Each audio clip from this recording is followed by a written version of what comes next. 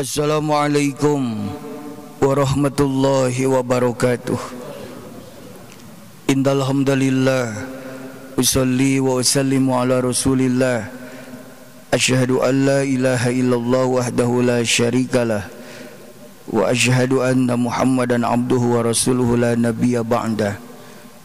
Allahumma sholli ala sayyidina Muhammad ibni Abdillah wa ala alihi wa ashabihi wa mawala. Amma ba'd.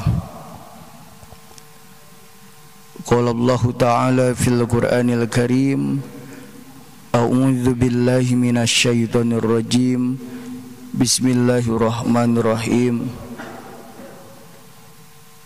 Wasari'u ila maghfiratin min rabbikum wa jannatin arduhas samawati wal ardh wa iddat lil muttaqin.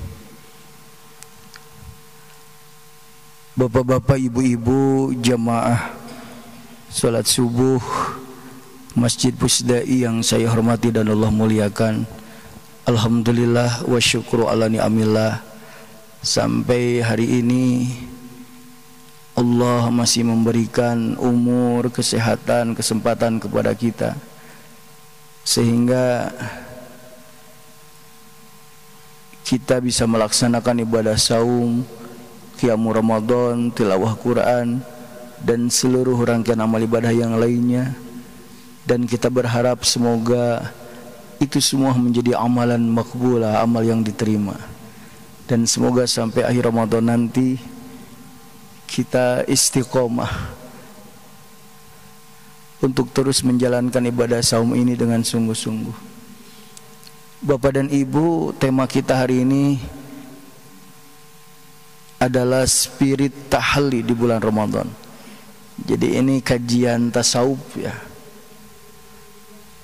Jadi di antara sekian ilmu yang wajib kita pelajari, di antaranya yang pertama adalah ilmu tauhid,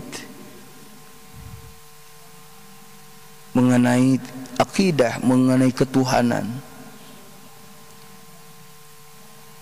Lalu yang kedua adalah ilmu fikih, di antaranya taharah, salat, saum, zakat, haji, tentang muamalah, tentang perdagangan. Dan yang ketiga adalah ilmu tasawuf. Nah, dalam ilmu tasawuf ini kajiannya yaitu tentang jiwa dan hati. Makanya ada istilah nafsun. Nafsun itu tingkatannya dalam tasawuf itu ada nafsun ammarah, ini yang tentunya selalu mengajak kepada kejahatan. Ada nafsu lawamah. Di sini pertentangan dalam jiwa kita antara melakukan kejahatan dan melakukan ketaatan. Yang ketiga ada nafsul mulhamah. Nah, ini nafsu yang berbentuk ilham. Jadi baru ilham. Yang keempat nafsu mutmainnah. Nah, ini jiwa yang tenang. Jadi dia sudah merasakan tenang, nyaman kalau melakukan kebaikan. Ada yang lebih hebat lagi, nafsu rodiyah. Nafsu rodiyah itu jadi sudah ridho dengan berbagai aturan yang Allah tentukan. Dan yang paling hebat lagi adalah nafsu mardiyah. Jadi dia bukan hanya ridho, tapi dia menginginkan orang-orang juga ridho semuanya. Kalau dalam soleh itu ada soleh, ada muslih. Kalau yang soleh itu cuman soleh sendiri, dia rajin sholat, saum, baca Quran. Tapi kalau muslih itu dia menginginkan setidak-tidaknya pada zamannya itu ingin soleh orang.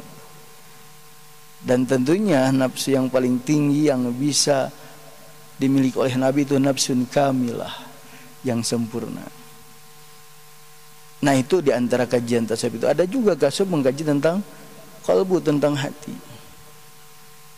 Nah, jadi bagaimana supaya hati ini tetap hidup, ya, sehat. Jangan sampai hati kita sakit, apalagi hati kita sampai mati, seperti batu. Nah, makanya ada metodenya. Metodenya itu takhalli, tahalli, dan tajalli. Apa itu takhalli? Takhalli berasal dari kata khala, yang artinya kosong. Jadi kalau takhalli itu artinya mengosongkan diri dari sikap, perbuatan, atau akhlak-akhlak yang jelek. Seperti ujub, riya, ya, sum'ah, takabur, dan lain sebagainya. Itu takhalli, mengosongkan, membebaskan diri kita dari perbuatan-perbuatan yang tidak benar. Adapun tahalli, tahalli ini artinya menghiasi diri kita dengan sifat-sifat terpuji, seperti syukur, sabar, qanaah, waro, tawadu, dan lain sebagainya. Adapun tajalli, tajalli itu sudah berupaya mengaplikasikan kehidupan sehari-harinya dengan hal yang positif tersebut. Jadi kalau diilustrasikan agar kita menjadi manusia yang bersih secara lahiriah, ya tentu kita harus membersihkan diri dulu. Jadi sebelum kita berhias itu mandi dulu yang bersih, digosok daki-dakinya, kotoran-kotorannya. Setelah itu baru kita berhias diri. Ya biar harum dong, jangan hanya bersih.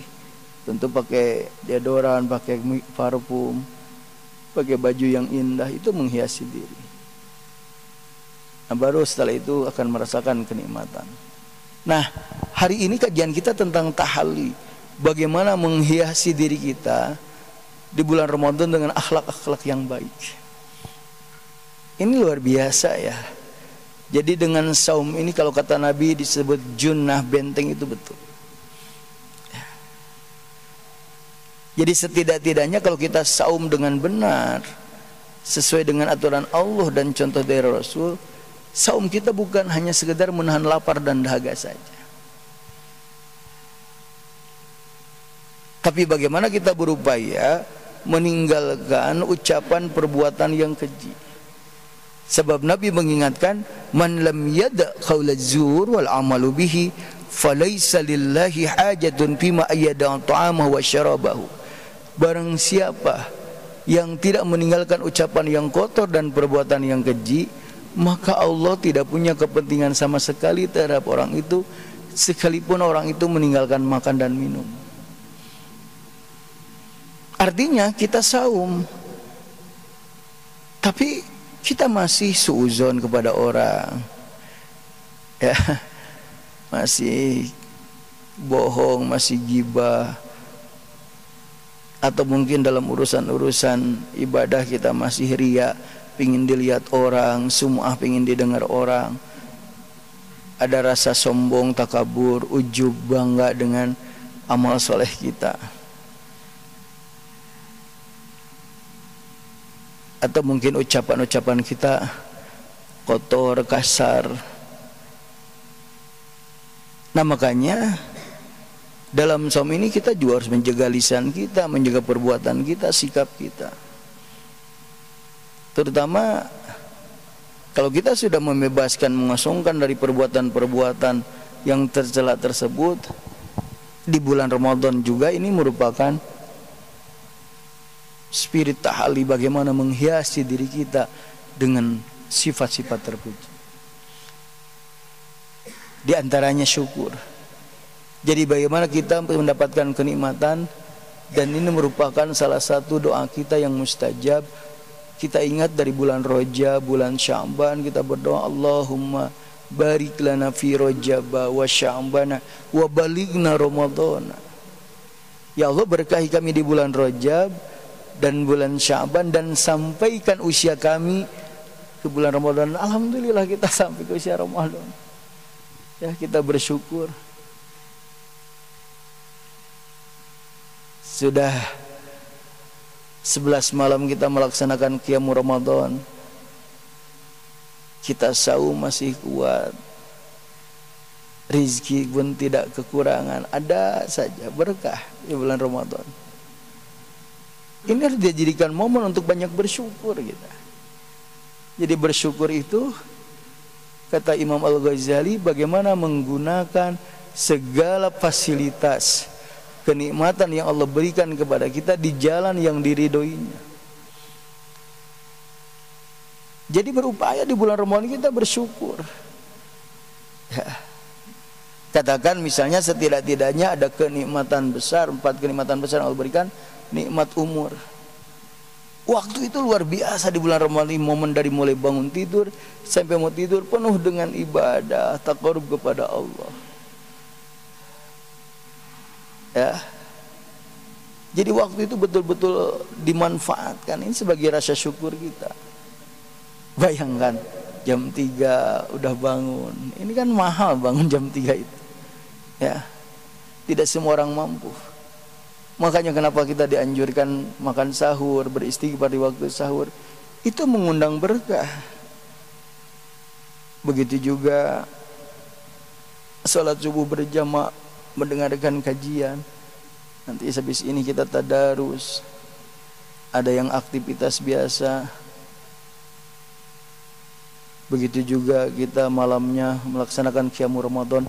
Jadi betul-betul mensyukuri. Ya. Lalu yang kedua, ilmu juga kita syukuri. Dan di bulan Ramadan memang banyak sekali kajian-kajian, pengajian, ya. Asal kitanya mau enggak. Seperti di Pusdai ini banyak kajian-kajian. Ya. Ini kesempatan menambah ilmu, termasuk harta. Kita syukuri. Dengan apa? Dengan memperbanyak sedekah.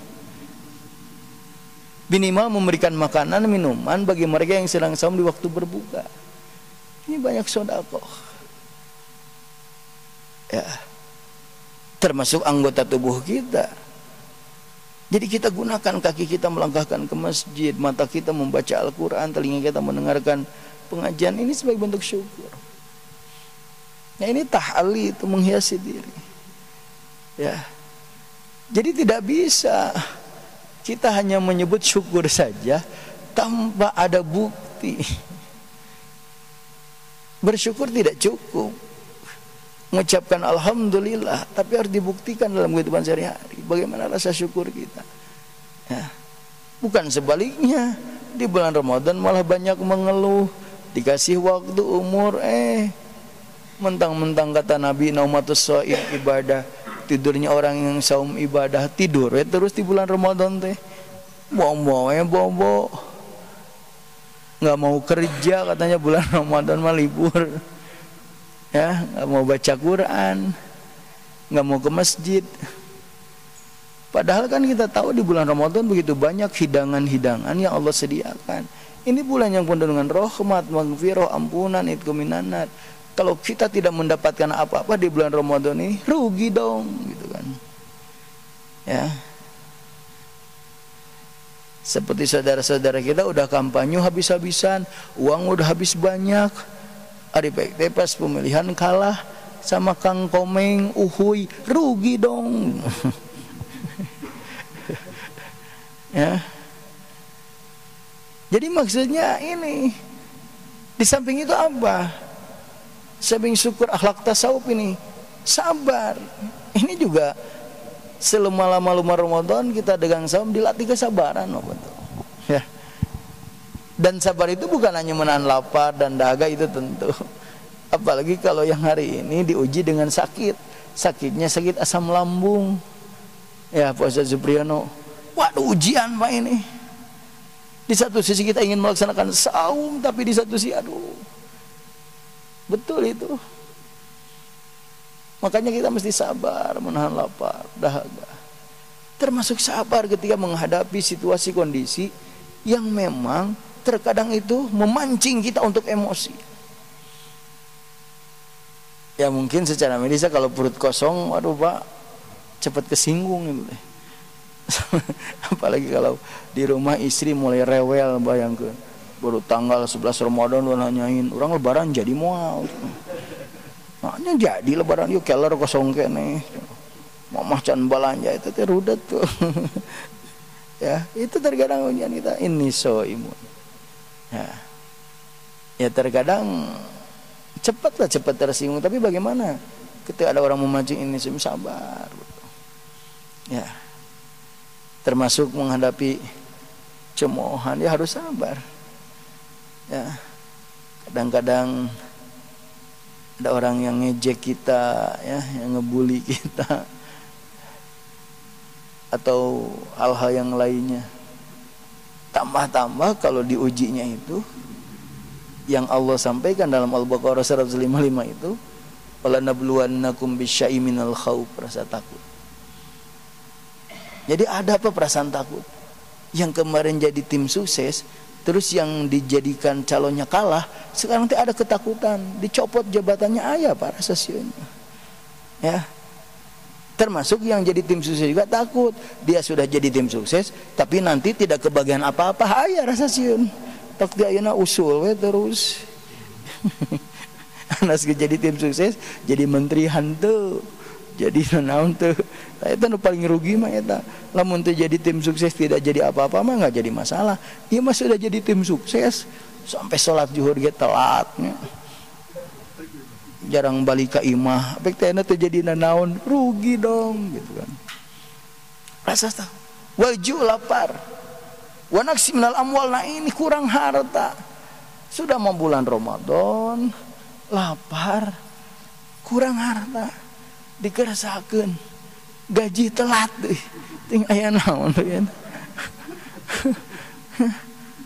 Ada perubahan aturan katanya tahun ini mah tidak ada THR. THR di mana atuh? Kan habis uangnya gua buat kampanye. Wal angpus jiwa, sudah malapar, diuji kurang harta, jiwa lagi sakit, dicek teh samurat 15, kadar gula darah 600, tensi 200, habis kolesterol 350 LDL, asam lambung lagi, aduh. Wasamarat, buah-buahan panen gagal, sehingga beras katanya susah naik, makanya zakat jadi naik tahun ini untuk di kota Bandung itu 40.000, menyesuaikan harga beras. Tang nyebut naik, nah tak kemari mah 30.000 enak hari itu, ya biasa gak naik. Untung jadi orang mah biasanya coba lamun korma ajwa. Nggak nih, sekilo nate gimana Pak Kiai Nurdin berapa? 100 real ya? 100 real kali 2,5 kilo, 250 real kali 4.000, 1 juta lah. Ngomong betul-betul mah. Nah ini Bapak dan Ibu, jadi mesti sabar betul. Termasuk juga ada akhlak tasawuf yang harus menghiasi diri kita, itu qanaah. Jadi qanaah itu merasa cukup dengan apa yang Allah berikan. Nah ini menguji loh, terutama saat berbuka kan. Bayangkan Bapak dan Ibu, banyak di antara kita ketika berbuka itu tidak qanaah. Dari siang ngumpulin makanan itu semuli itu mah. Padahal kalau ngikutin isyarat tadi Nabi, berbukalah dengan yang manis-manis gitu ya. Yang maksud Nabi yang manis-manis itu kurma ajwa 3 butir, mengenyangkan tapi tidak bikin ngantuk. Udah cukup atuh. Cuman karena kurmanya tidak ada, kalau kita bisa meuli nu amanis siapa? Istri. Ya udah, we aku mah bukanya melihat mamah aja. Kenapa melihat mamah, kan mamah manis cenah. Eta ge mun pamajikana ngapoe panggih. Mun panggihna saminggu sakali mah meureun buka yang manis-manis teh saminggu sakali we. Mun balik coba di Singajaya, Garut jauh. Ini ya. Tapi kan kita lain sekarang, coba si ganunya mau habis kolok ongko cendol goyobot, padahal pas sudah makan mah nggak masuk itu teh. Mbah cireng, bala-bala, batagor, cuanki, sangu ongko. Makanya pas taraweh teh baca Fatihah eta heuai ada 18 kali mah. Kalau Bapak Ibu mau menguap, hai mah enggak, cuman tutup dong, baca Fatihah berhenti. Ieu mah hayu ongko Fatihah terus. Alhamdulillahirabbil alamin. Arrahmanirrahim. Itu karena berlebihan. Ya. termasuk nanti dalam apapun. Qanaah itu melatih kita. Ya, dalam kehidupan sehari juga kita mesti qanaah, jangan sampai ingin berlebih-lebih, apalagi sampai menghalalkan segala cara. Apalagi ngambil hak orang lain, kalau bukan haknya mau udah tuh. Ya. Ini kadang-kadang banyak orang yang tidak qanaah. Udah gaji gede, tunjangan gede, kurang. Makanya tadi mesti ngaji tasawuf juga. Kalau tidak ngaji tasawuf itu begitu, nanti segala rupa diambil. Makanya tadi kan, kalau misalnya sudah serakah, sudah rakus, itu kan banyak manusia yang lebih jahat daripada binatang ternak. Jadi Allah itu menciptakan makhluk itu ada yang ya tidak ada nafsu, itu malaikat kan. Tapi akal, jadi malaikat mau berbuat baik terus. Allah juga menciptakan yang namanya bahimah, binatang. Jadi tidak ada akal tapi nafsu dia. Tapi Allah menciptakan manusia yang ada akalnya, ada nafsunya juga. Tapi kalau manusia itu atau akalnya bisa mengalahkan nafsunya, itu akan lebih baik daripada malaikat derajat. Tapi sebaliknya, kalau nafsunya mengalahkan akalnya, bisa lebih jahat daripada binatang ternak. Kalau dalam Al-A'raf ayat 179 itu dinyatakan, walaqad dzara'na li jahannama katsiran minal jinni wal ins. Sungguh kami telah menyediakan neraka jahanam itu bagi golongan jin dan manusia. Manusia yang bagaimana? Lahum qulubun la yafqahuna biha. Mereka punya hati tapi sayang hatinya tidak mau memahami ayat-ayat Allah.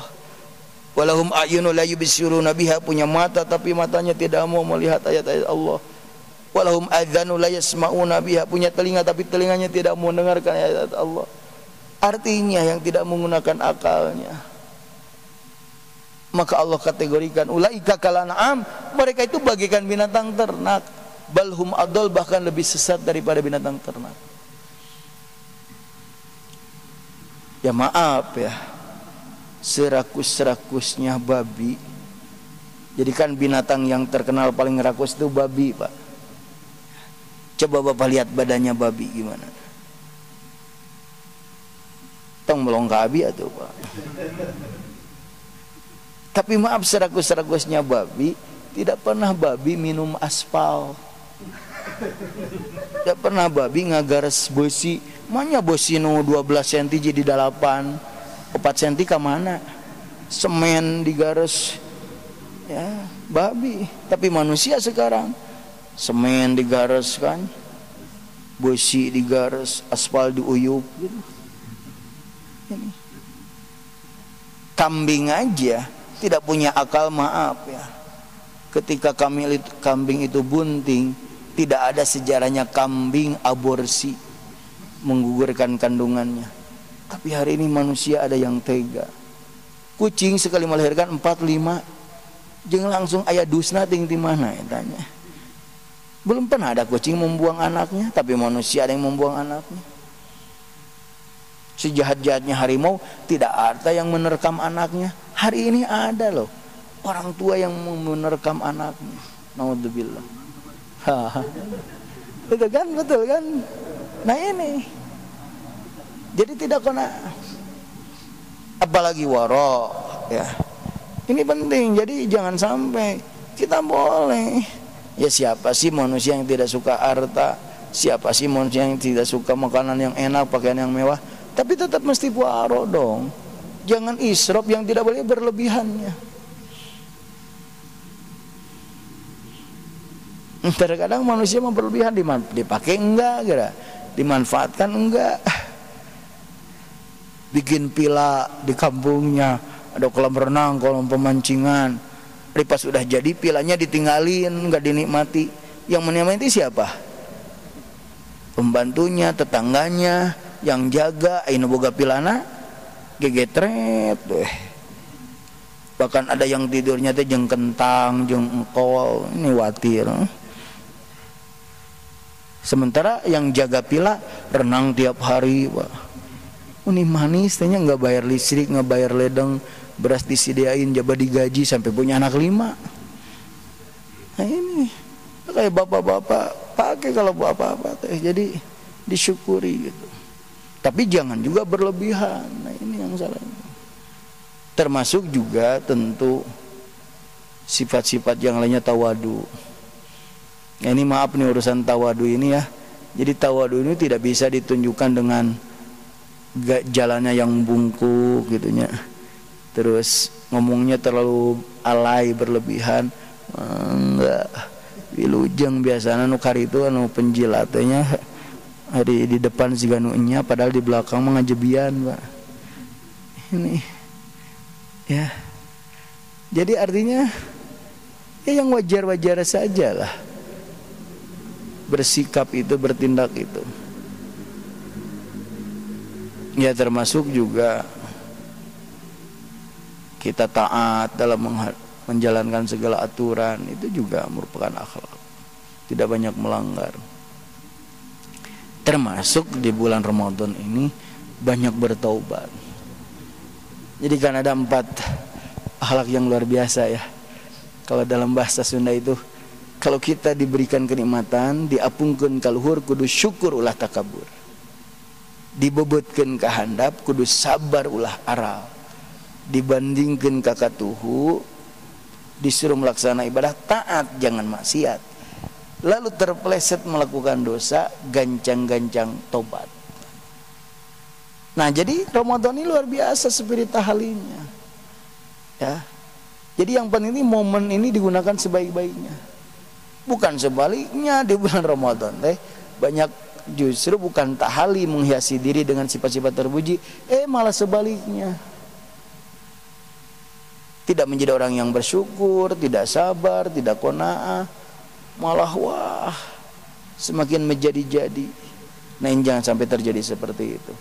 Nah, mudah-mudahan ini sebagai ikhtiar kita. Itu metode Pak tahali itu ya, menghiasi. Dan memang harus dijalankan. Jadi bukan hanya kewajiban ustadz, kiai, ustadzah, semua umat Islam. Ya. Ini makang tadarusan. Saya mah bukan ustadz. Hari itu ya biasa we tadarusan mah. Kang hate tarawehan eta mah cenah bagian santri weh, saya mah bukan santri. Matak acara nanti pas hari pertama sampai ketiga mah ada taraweh. Pas malam keempat udah enggak, ada bukber cenah. Dikersakeun bukber teh jadi Pak Haji Imron sekarang mah ya. Jadi enggak ada salat. Apalagi bukbernya di kafe udah mau sholat lemet gitu ya. Kewe cenah. Nah, ini ya kalau sholatnya nanti sendirian itu silakan aja ya. Tapi kalau kita mah justru Ramadan kesempatan bukan untuk melakukan hal yang terkadang jadi kita lalai kepada Allah, jadi nggak ke masjid, nggak baca Quran. Ya kita tetap bekerja tapi ngaji lah. Kita juga jangan menghabis-habiskan uang hanya untuk shopping, belanja. Ari sedekah samet gitu. Bapak sok serang jalan-jalan, kamu bawa uang 100.000, perasaan bapak asa gede asa kecil. Kira-kira 100.000 cukup untuk apa? Bapak ke Pusdai mau taraweh, mau kuliah subuh, bawa uang 100.000 untuk dimasukin ke anak kenceleng, asa gede asa kecil. Nggak tahu berapa per orang, dah saya mah aneh. Pusdai segede gini, jamaahnya banyak, tapi dapat kencelengan 2 juta kurang, berarti seorang sabaraha udah kaukur lamun 100.000 ewang mah tuh udah 20 orangnya saya 2 juta udah ngencelnya 2.000 barunya. Tapi kan Ustaz yang penting mah ikhlas betul ya. Jadi yang paling bagus mah udah ikhlas banyak. Ya mah jabat ikhlas jabat samet gitu. Tapi eta bayangkan kalau yang merokok sebungkus berapa hari ini? 30. Kalau selama Ramadan sehari sebungkus berarti sebulan 30 kali 30 900.000. Coba Bapak Jumatan 4 kali, 1 kali Jumatan ngenceleng 200.000, lebaran teh Teteh baru yang suka merokok, belum yang suka ngusup. Aduh, dia bulan Ramadan masih ngusup, ayo ngagoes coba. Nah ini banyak biaya-biaya yang kadang-kadang ini sedih. Padahal ini kesempatan momen untuk banyak sedekah. Nah itu diantaranya Pak Tahalli itu ya. Jadi jadikan Ramadan ini menjadi bulan atau momen yang tepat bagi kita untuk meningkatkan kualitas hidup kita. Jadi banyak amal soleh, banyak kebaikan. Nah ini berawal dari hati. Jadi ada syukur, ada sabar, ada qanaah, ada tawadu, ada waro. Bukan sebaliknya, justru malah sombong, malah arogan, malah jadi bakhil. Itu penyakit-penyakit hati. Nah, mudah-mudahan Allah memberkahi kita semuanya, dan Ramadan tahun ini menjadi Ramadan yang terindah, yang paling berkesan, dan saum kita berkualitas, sehingga di bulan Ramadan ini apa yang Allah hidangkan kita dapatkan semua. Rahmat, maghfirah, itqu minan nar, gitu didapatkan. Mudah-mudahan kajian ini ada guna dan manfaatnya, dan sedikit memberikan pencerahan kepada kita, sehingga rugi kalau kita tidak melakukan tahalli, tidak menghiasi diri kita dengan sifat-sifat yang terpuji. Demikian Bapak dan Ibu apa yang dapat saya sampaikan. Terima kasih atas segala perhatian. Mohon maaf apabila ada kehilapan dan kekurangan. Jazakumullahu ahsanal jaza. Hadanallahu wa iyyakum ila siratim mustaqim. Wassalamualaikum warahmatullahi wabarakatuh.